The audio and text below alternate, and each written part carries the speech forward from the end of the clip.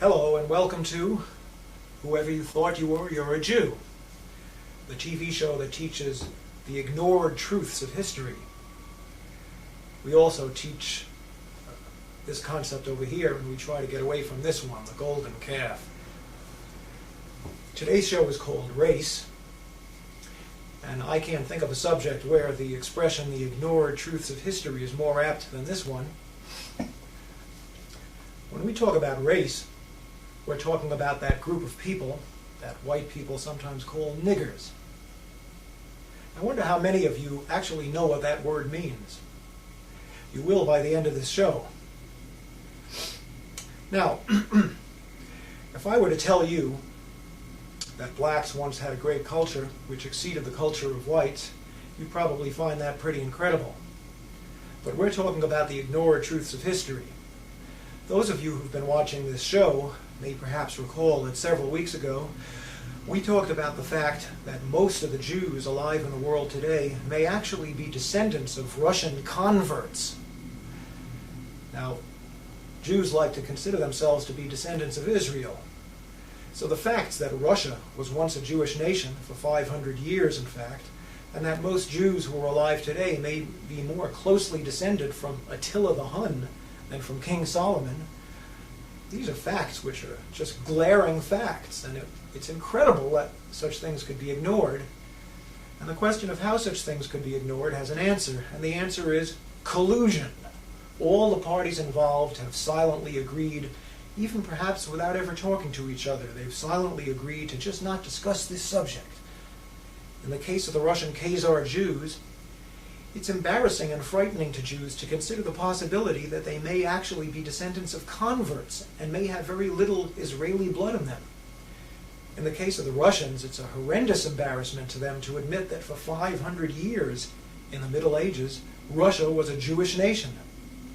So they just ignore it. It's collusion. Now, if I were to tell you that blacks, for as many centuries as whites have been superior, if you want, in the Western world, that for just as many centuries blacks were superior, you'd probably find that hard to believe. And you'd wonder how such a fact could be hidden. And the answer is, again, collusion. The whites wouldn't want to admit such a thing, because whites like to feel superior and like to think that their superiority is somehow permanent, decreed by God. As for blacks, if you look into the black civilizations that we're going to take a look at momentarily, you find something pretty interesting. You find that those civilizations actually arose as Jewish civilizations, later to become Islamic civilizations. Now, we live in a nation where blacks are taught that whitey got ahead by being a liar and a thief. So today's so-called black leaders get on the air and proclaim that the way to get ahead in America is for the black man to be a better liar and thief than whitey. I don't know about you, but I've thought about this matter, and there's no question in my mind as to where these so-called black leaders come from. They were put up there by whitey. Now, I'm not going to name any names. But the truth of the matter is that the roots of black greatness historically lay in Judaism and Islam. So the blacks who are teaching today that the answer to the question, how do you get ahead, is get the money, dollar bill, y'all. You folks know who I'm talking about, and that's what they teach. They don't want to hear any talk about God. For these people, the dollar bill, y'all crowd, the realization that black greatness in the past lay in roots which go into Judaism and Islam is not really what they want to hear. So they just ignore it. As for the blacks in this country who are not dollar bill, y'all people, we find that most of them are members of Christian churches, which is a good thing, except for the fact that they've been taught since childhood that Judaism and Islam are the enemy. And they've been taught that lesson so well that when they start to hear that the roots of black greatness historically lay in Islam, that's as far as they're going to go with that. They'll take slavery, thank you. So there you have it, collusion. For whitey, it's great to keep black down. And for the blacks, it's great to not admit that in the past you were a Jew and later a Muslim. Now we're going to talk about the truths of history, the ignored truths. These truths are known to you if you're a black Muslim in America. You already know this if you're a black Muslim. But if you're a black treated in those whorehouses and condom vending machine buildings that we call public schools, then you probably don't know this. And if you're a white, you almost certainly don't know this. Let's talk a little bit about black history, and let's start with a map. This is a map of the area around the Mediterranean Sea. Up here we have Europe. Here's Africa. I think you can see on your screens that in this area of Africa that I'm pointing to is a desert. This, of course, is the Sahara Desert.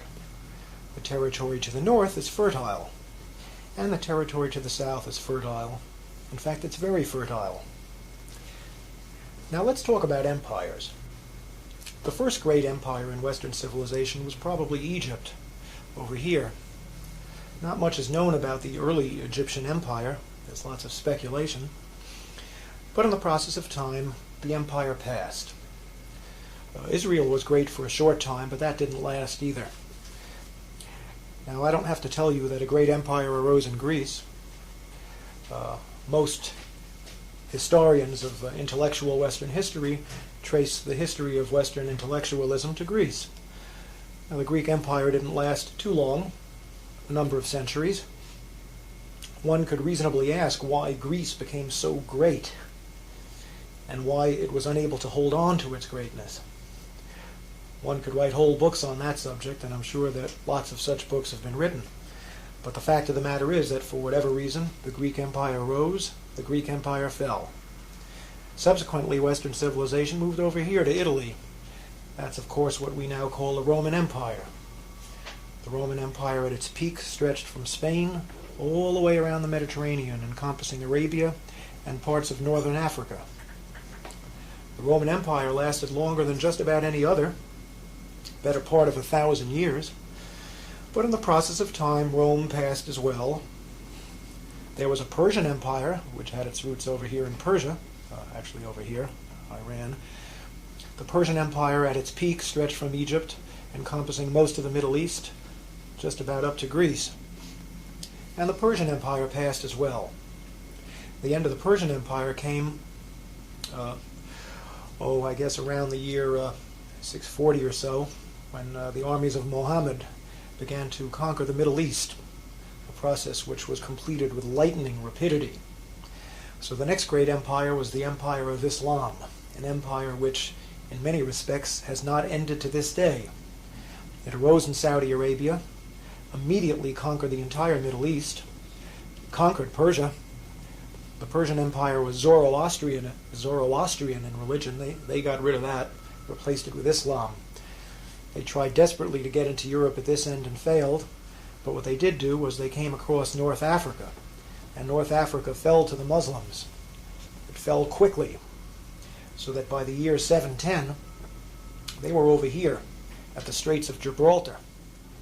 That was only, about 60 years after the death of Muhammad. It took them only 60 years to conquer the entire Middle East and get over to this point right here. This puts us at the year 710 AD. Now in the year 710 AD, a fellow by this name, let's get him to stand up a little better, Tariq ibn Ziyad, means Tariq the son of Ziyad. Tariq was, I believe, a Moroccan. This is Morocco over here. In other words, he was a Moor, a man from Morocco. This whole North African empire, Islamic empire, came to be called the Moors, or in Shakespeare, the Blackamoors. Sounds like we had some black people there, huh? Tariq took the armies of Islam across the Straits of Gibraltar and landed on the Rock in the year 710 AD. You'll never guess what he did next. He burned the boats. He'd made up his mind that if his armies of Islam could not conquer Spain, they weren't going home. So he burned the damn boats, and that left them facing one way, which was straight forward. And in the year 710, they swept across the Iberian Peninsula, and they took the land that we now call Spain for Islam. For just about 800 years, until precisely the year 1492, the year Columbus sailed for America. For almost 800 years, Spain was a Muslim country. The army stopped at the Pyrenees Mountains because they couldn't beat the French. In honor of his conquest, they called what is now called the Rock of Gibraltar Jabal al-Tariq, which means the Mountain of Tariq. And the British, in their inimitable way, turned Jabal al-Tariq into Gibraltar. We now had an African Muslim empire which stretched from the Pyrenees Mountains, encompassing all of Spain, Morocco, and the whole north coast of Africa right up to Egypt, and the area south into the Sahara Desert as far as any man cared to stake a claim. This northern African empire, which was eventually headquartered in Spain, went under three names, and here they are. All the same empire, really, but three different names. From 710, the year that the Muslims moved into Spain, up until about the time of the Crusades, this was called the Umayyad Empire. And it wasn't just North Africa, because at that time, up until the Crusades, Islam had a world government. It was one empire, ruled from Damascus, and it was called the Umayyad Empire. But around the time of the Crusades, the Umayyad Empire fell apart into smaller empires. And the empire encompassing Spain and North Africa at that point was called the Almoravid Empire, later the Almohad Empire. These names, Almoravid and Almohad, come from names of tribes, but it was all basically the same region. This area, from Spain, North Africa, all the way to Egypt and well into the Sahara Desert, an area just about the size of Western Europe. Now, around the time of the Crusades, Islam made its way across the Sahara Desert into this fertile sub-Saharan region, and a second Islamic empire arose down here. This empire also went under different names, and here are the names. Originally it was called Ghana, but not the Ghana of today. A huge mass of land, which we're going to show you again in a minute. Later it came to be called the Kingdom of Mali.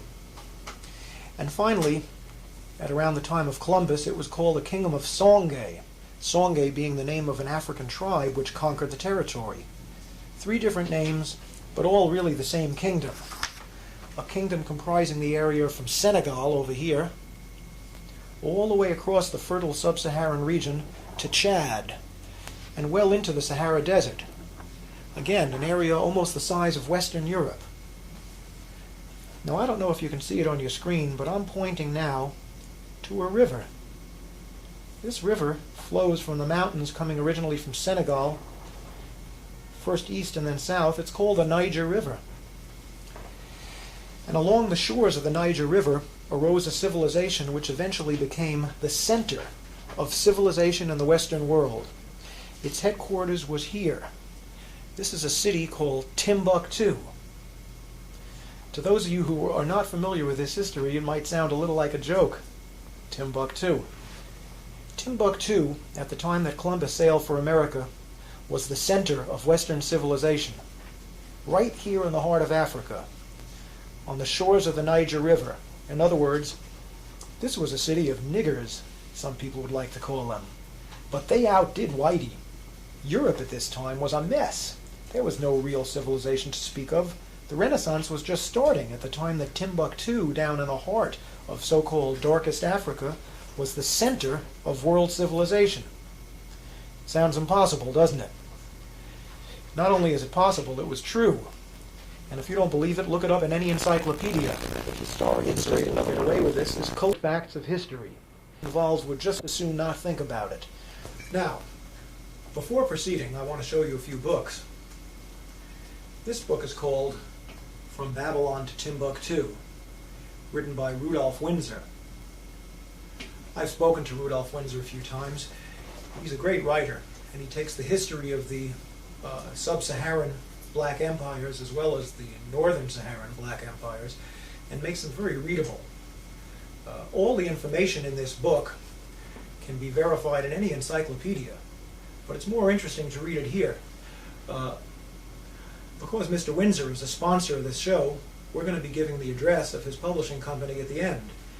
You can also obtain this book in many black bookstores or street stalls which cater to black books, although you won't necessarily be able to find this in Barnes & Noble. Great book. Here's another book which is a big source of information for me. It's called World's Great Men of Color. And this is a book you shouldn't have too much trouble finding in a library or elsewhere. It was written by J.A. Rogers, one of the great black writers of the early 20th century. Finally, here's a book that I'd love to be able to talk about, but I doubt there'll be time. It's called The Sign and the Seal by Graham Hancock. It was a bestseller for its genre not too long ago. It tells the story of the Ark of the Covenant. And if you're like me, by the time you finish this book, you're going to believe, as the author believes, that the Ark of the Covenant is in Ethiopia, where it's been for thousands of years.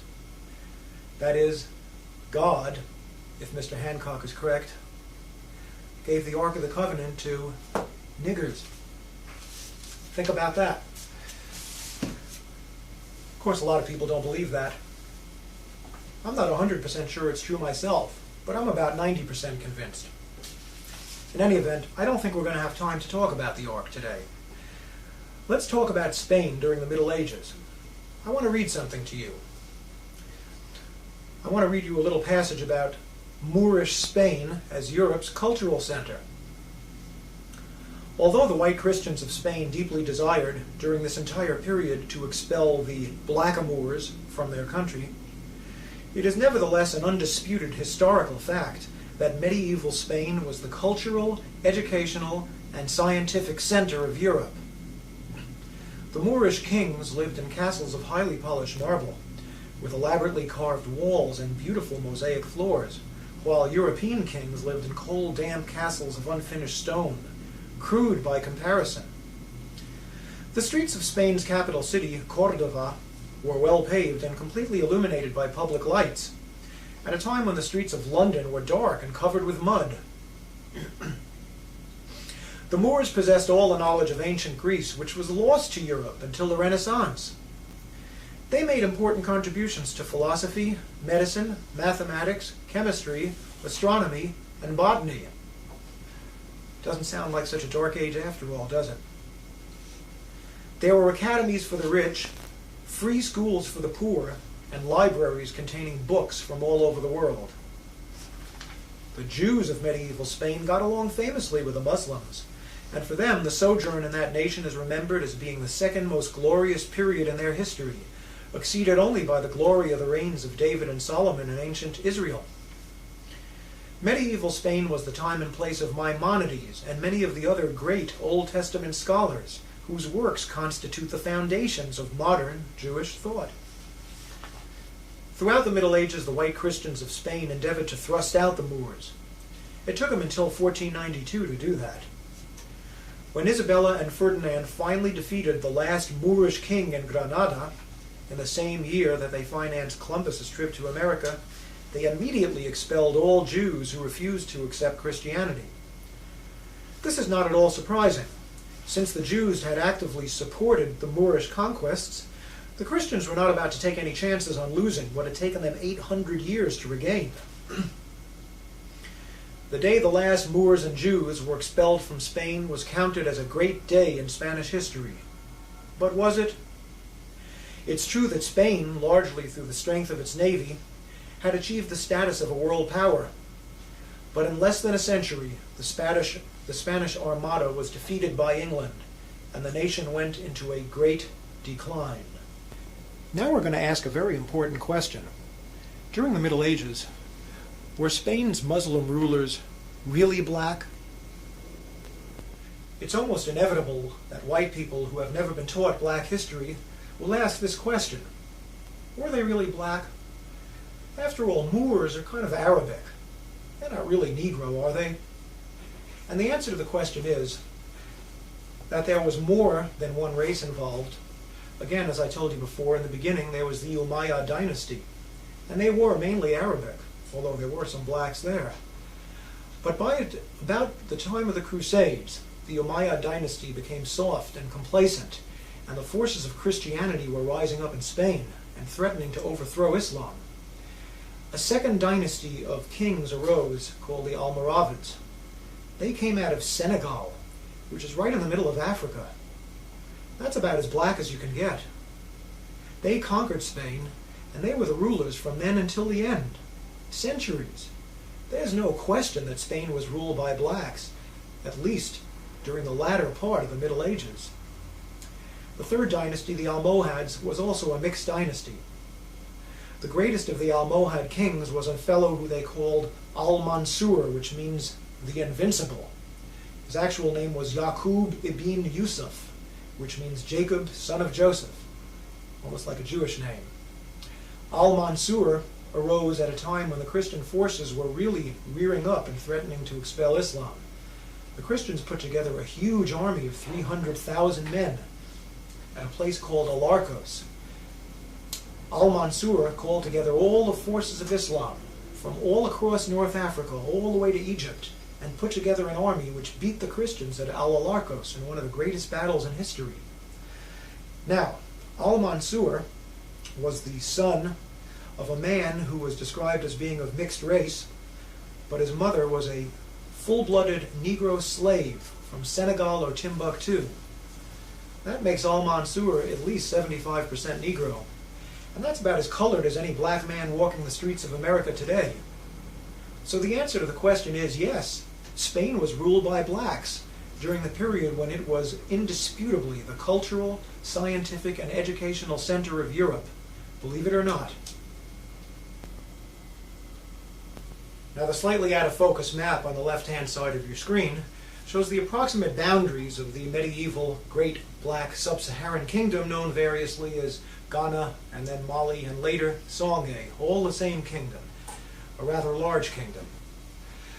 The yellow color shows the modern nation of Mali, which is of course much smaller, and right in the midst of it is a large black arrow showing the location of Timbuktu, the greatest city of that nation. I'd like to read you something about Timbuktu. This kingdom was originally called the Kingdom of Ghana. From about 300 AD up to the time of the Crusades, Ghana was a Jewish nation.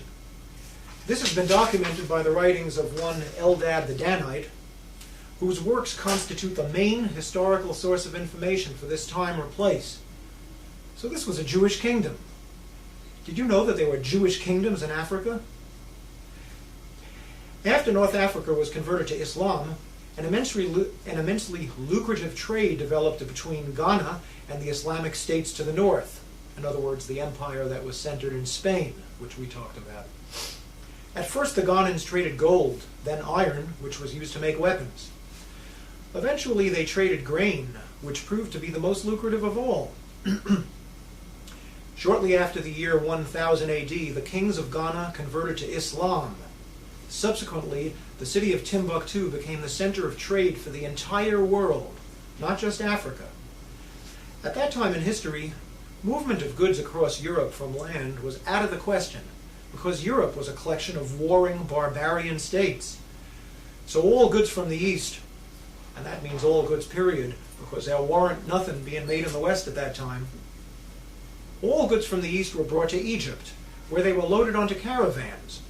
The caravan routes all converged at Timbuktu, which, by the 15th century, had become one of the wealthiest cities in the world. From Timbuktu, the goods were transported 1,000 miles to the Atlantic coast, from where they were loaded onto ships bound for Europe. In the 14th century, the University of Sankore was founded at Timbuktu, and this city began to become one of the world's leading centers of academic learning. Ghana, which by then was known as Songhai, came to be known as the Mecca of the Sudan.